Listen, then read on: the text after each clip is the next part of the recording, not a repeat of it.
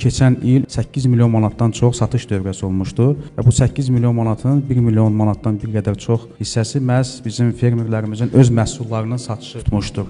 Əmək bazarında, xüsusilə aqrar sahədə dayanıqlı məşğulluğun təmin edilməsi və işsiz iş axtaran şəxslərin bu sektorda işlə təmin olunmasına yönəlik fəaliyyətlər həyata keçiririk. Bizim üzərimizdə düşən məsələ əmək bazarının real tələblərinə uyğun kənd təsərrüfatında işə başlamaq üçün hazır bir vəziyyətə gətirməkdir. Bu layihənin ərsəyə gəlməsində dövlət orqanları dəstək göstərsin. Dəstək olmağa biz hazırıq. 10 milyon manata qədər vəsaiti biz sahibkarlara təqdim edirik. Fermerlərin ən çox əziyyət çəkdiyi quraqlıq. Cəlilabad bölgəsində 130 min manat sığorta ödənişi həyata keçirmişik. Əsas hədəfimiz fermer təsərrüfatlarına suyun təmin olunmasıdır. O suyu bərpa eləyək orada. Şikayətlə bağlı məlumatım var. Kənd təsərrüfat məhsullarının istehsalına məşğul olan sahibkarlar əldə etdiyi gəlirləri əlavə dəyər vergisi və digər vergilərdən azaddır. Bugün 17:20-də fermerin real dostunda